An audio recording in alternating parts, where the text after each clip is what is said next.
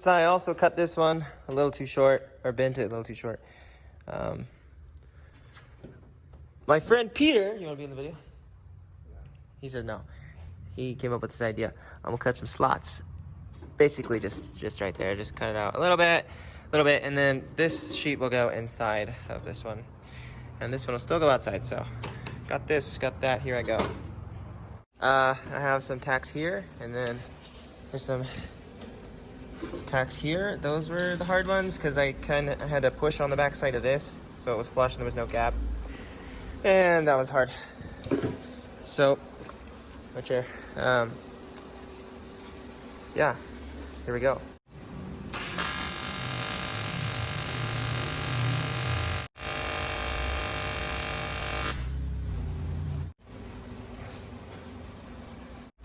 Wire brush this. I went about this new. This is just, I use it just for aluminum now, and then I also cleaned the stuff with some non-chlorinated brake cleaner after.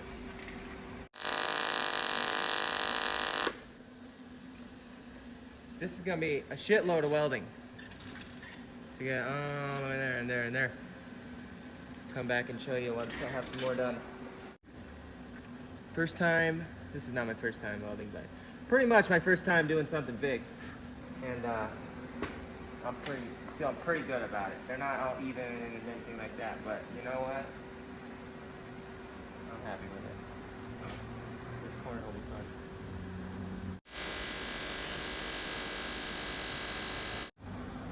Ah, pretty.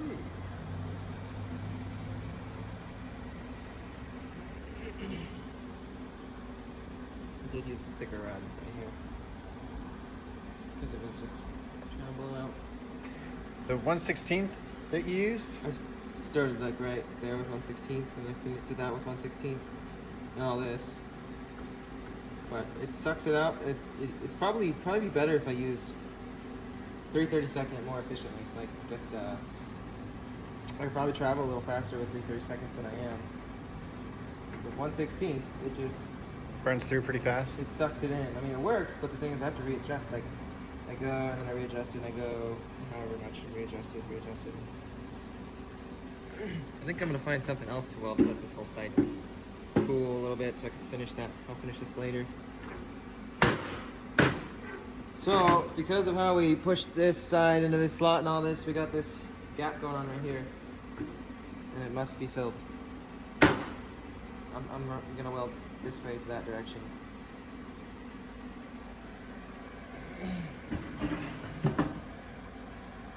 I'm probably, let's see, might try to do it like this so that the gravity might help me out. That might be a hard angle to work with.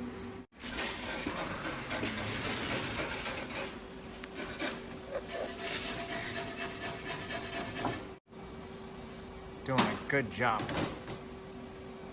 Job well done. Looking good. Thanks.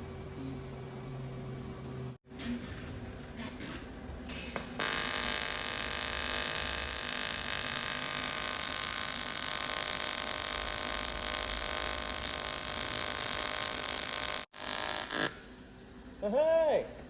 That looks like pretty good.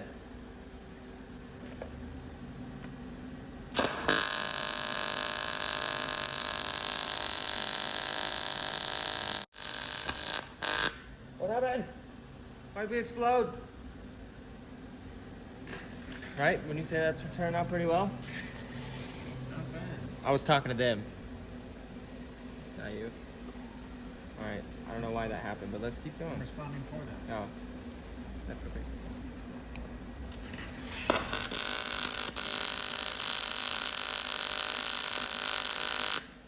Wow, that is much brighter. Yeah, you didn't clean that area, did you? Yeah, I cleaned it all, but I'm gonna clean it again. Rush. Why? Smile for the camera. You know what I was told yesterday by that fabricator fellow?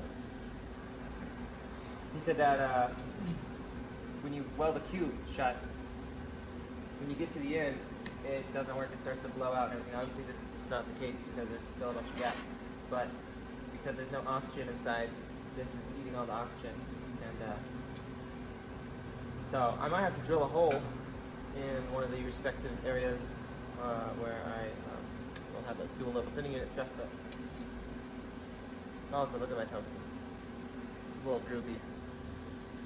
Gonna grind it. So with aluminum, it seems like with the inverter duty machines, which I'm not sure what that means just yet in life, you don't really need a pointed tungsten on aluminum. It seems like some people use it, but it's gonna ball up anyways, possibly. Yeah, mine balled up.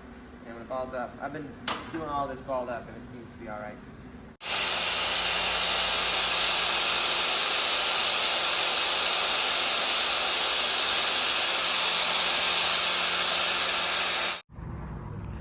For my first time doing some big welding and stuff, you know, it's all right. As time goes by, I can definitely see how you would just get to know the motion better, your dab speed, your amperage, and all that, you know. Experience definitely would help it out. But as long as she doesn't leak, I'm fine. I don't even care how it looks. It's all scratched up already. Oh, so I was gonna say, you know, I was talking about Dude Man saying when you're welding a cube closed, it's hard when you get to the last spot to get it to seal up. Well, that definitely is the case. I thought I saw one little hole here, kind of like something like that. That's sealed, I'm sure. So I went to go and try to close it, and it was not trying to close. You can still see it. Looks like a little hole. But that's fine, because I'll just get to work on the other portions of it. You know, I'm gonna have a vent and the fuel level sending unit on this tank, and also a drain.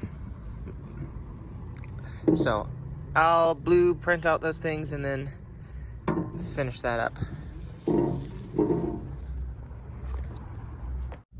All right, so now that that's done, I'll start on my second tank. I want to put my pump on the back side of the tank, like closer to the back of the car, so that way when I slam on the gas, all the fuel is gonna slosh to the back. But I'll also put a baffling system in it, just, I don't know, just in case.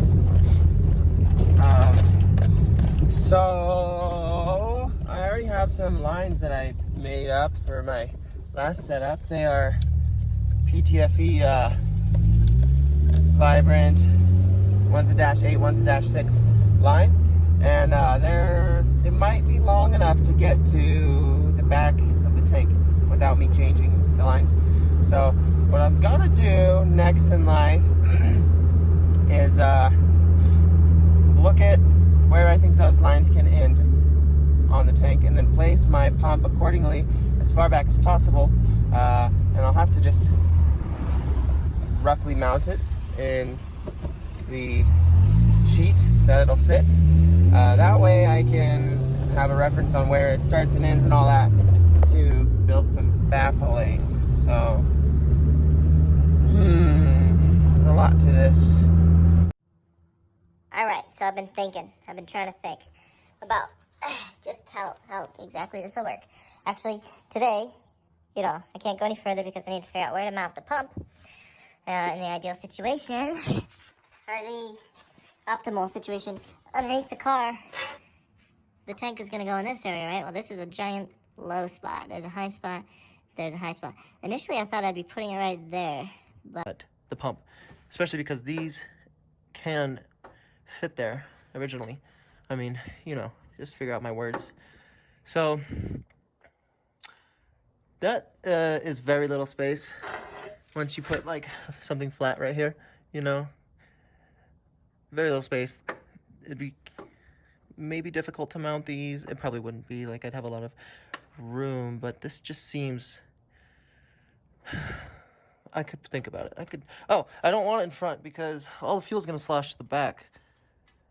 So, I mean, I could put it in front and build a baffle. I don't know if that's the right word in this case, but build a baffle, but I just don't feel safe with it, you know?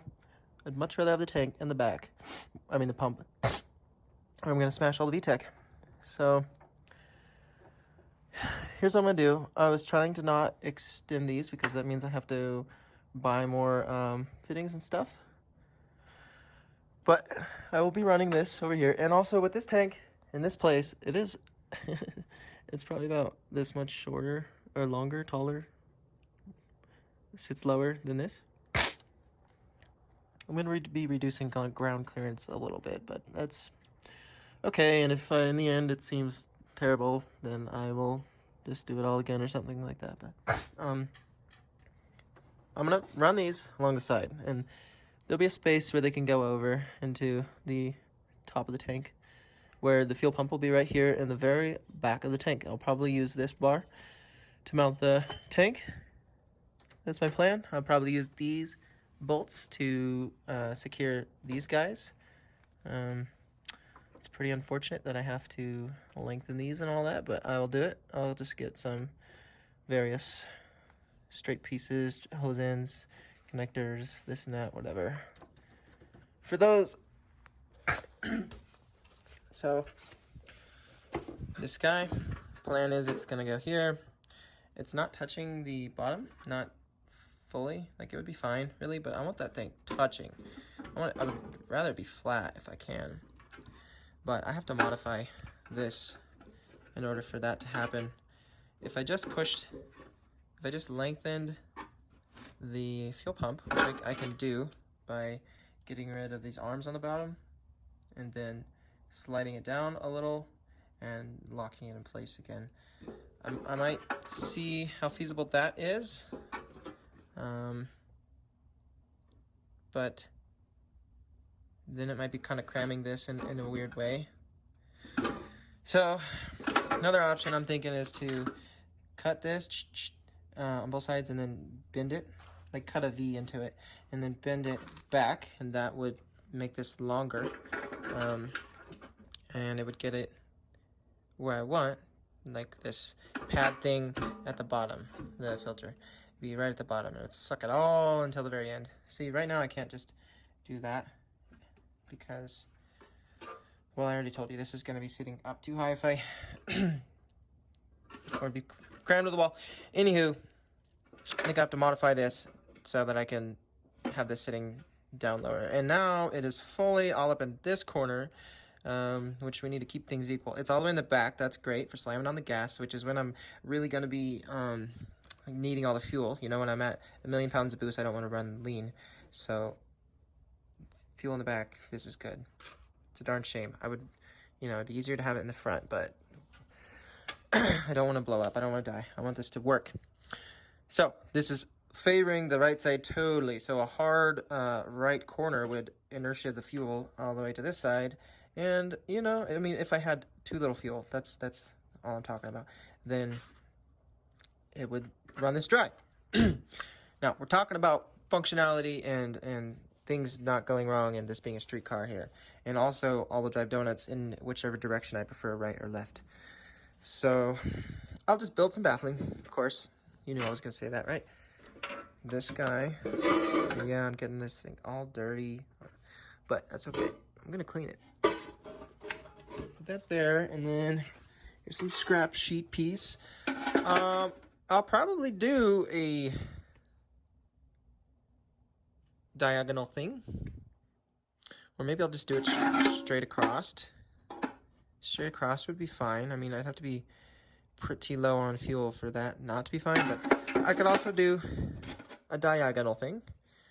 It's fun to say diagonal like that. I probably will do a diagonal thing, and then just cut some, like, you know, the tops of a castle. Cut those in here. Figure out the perfect place to where this can be diagonal. Like that, something, whatever. That's my plan right now. And I would definitely make this, I would make this longer. So that's filled up a little, and I would make a diagonal, but I would drill holes. Okay, so that's my plan. I think that's where I'm going with this. I've been thinking about this all day. Plan has been formatted. The only downside of my formatted plan at the moment is I have to modify this hanger to know just where this will need to be sitting, like bolted into this top piece. If it's not in the right spot, then lengthening this isn't going to be very effective. I think. I mean, I just need to make sure. More plans. This is gonna have nut certs or riv nuts. I've never used them, but I was trying to think, how the heck am I gonna bolt this thing down? And that's the best thing I can come up with. And also, I will, my friend is concerned that this isn't gonna seal because, like, because of this lip right here, and like he thinks this gasket isn't tall enough, so if I just put it there and try to bolt it down, he thinks like this lip would be pushing on the metal and not giving a good seal.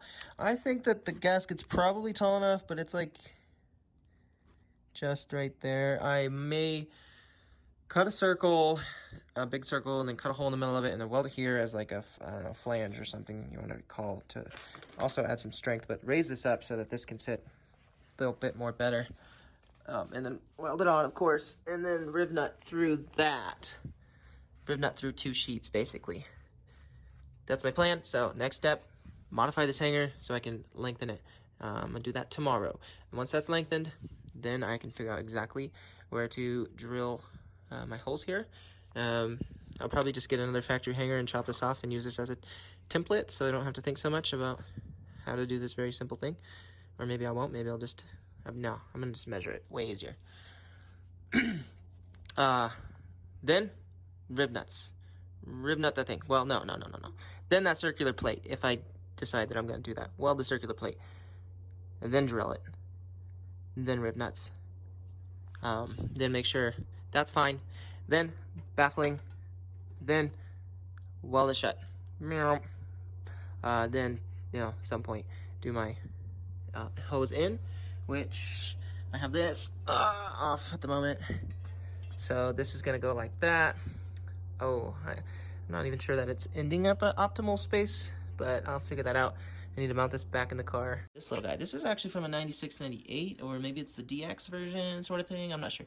I know it's from a 96-98, but it only has 1 pipe, whereas the 9900, or the one I pull off of this, has 3. Okay, so actually this has 2 pipes, as you can see, but what I mean is it has 9900 has 2 smaller ones, sort of, and 1 bigger one. I don't really understand it, or I haven't tried too much, but this, imagine you're filling your tank, which it'll happen. It's gonna fill into here, and then this is a vent to let this breathe as you're filling it, so that the fuel's going in, the air needs to be displaced. It'll come back up this vent. And at first I was like, oh, that's all the vent I need, right? What am I putting another vent on this for? But no, it's gotta, when you put the cap on, then it stops venting and it would build pressure. So I don't even necessarily need to run this pipe because I'll have a vent in my system, which you'll see.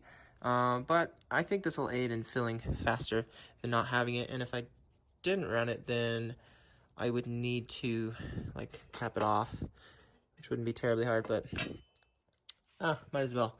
So pipe here for this guy, pipe next to it for this guy. So today I ditched my stock tank a while ago with the hoses on it. So today I got the factory hose for this and for this.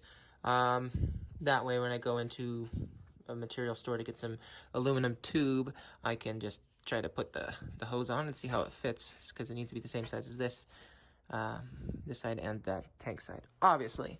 All right, bunch of words. Now I'm gonna bend that. There's been a change of plans. I want to put the pump in the front of the tank, because that's how long the hoses are.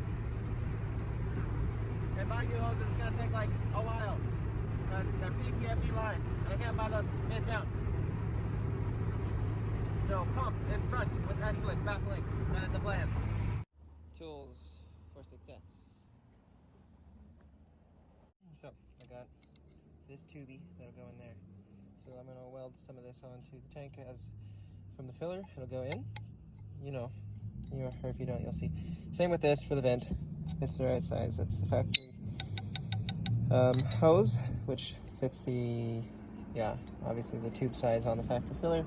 And then I bought these so I can hopefully make weld bungs, or a weld bung, a drain bung. Bung. I'm gonna drill it and tap it and then weld it, and then I'll have a drain bung. Okay, so I got this hanger bent. I actually just bent it here. It was much easier than doing anything up there. But I bent the hanger, so now my little sock it's flat and touching the ground, basically. So now I know where I can put holes here. So I'll probably just get some holes here and on this guy. And then the next step will be designing the baffling. I need to get some rib nuts, a protractor, and a hole saw. A home DIY, not enough tools or space way to do this. I measured the outside diameter of this and then divided it by 2 and then set this to that and then matched that to that and then put that there and swiveled it. So now I got a circle. And what I'm doing is building a plate, right? I said I was gonna put a plate here to strengthen up and also rise up the a mounting point for this. So there's that. And I don't really care how it comes out, like, because I'm going to cut it with that. And I don't care if it's a circle, like a beautiful circle and stuff, because it's just going to get melted on the edge anyways when I weld it to there. So I'll do pretty good. I'll use that, and I'll also use my flap disc. And then I'm just trying to figure out my order of operations here. I'm hoping, see, I bought some stuff. I bought this cheap hole saw kit. Hoping that's big enough. I bought some nut certs. You'll see about these because these are good to have. I bought this, but I don't know. And this, just, I don't know. Cheap tools. I also bought this tap for the drain plug bolt. And I bought this piece of metal so that I can make a bung, right? I showed you that already. So, I'm trying to think, should I hole saw this now and then cut that out? Should I drill the bolts? Oh, I'm also going to do something, you know, like I'll use this tool and stuff to figure out the exact center points to put there. I'm gonna do that. I need a bigger hole saw! Waiting for my drill to charge, and I got the one for the fuel pump and the one for the fuel level setting unit. Okay, so I measured this all up. Apparently there's 2 bolt holes that are not the same spacing, and this guy says it's because so it can only go in one way, and I'm like, you know what, you gotta be right. Definitely right. So in my case, I will transfer over that thing that they did so that I can only put it in one way, although I definitely only would. So lots of thinking and measuring and stuff, and there's that. Hopefully it's good. If these holes aren't right, then I'm gonna have to wallow out one of these guys to fit. Did this first plate, then clamped this plate down and then drilled through, and now here's my riv nut. I'm debating, like, oh, should I weld it and then this and that? But you know what? I'm probably just going to clean up all the scrappies underneath and maybe prep the metal underneath or whatever. Maybe. And then do the riv nuts and bolt it. So that way it can be nice and tight when I do weld it. I gotta cut this hole still, if you can't tell. Screw it in there. Yeah.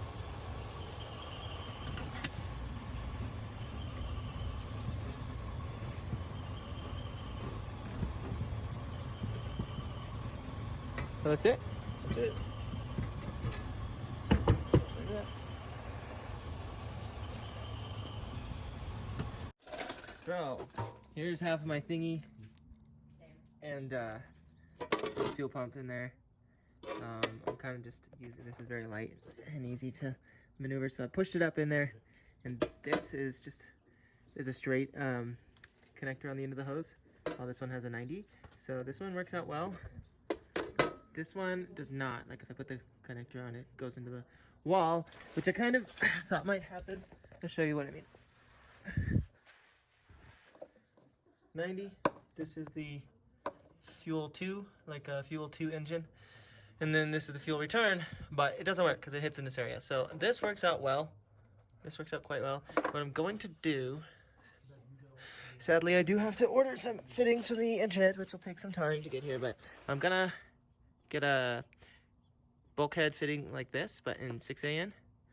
And so the return will be looking just like that. And then I'm gonna get another 90 in 6AN.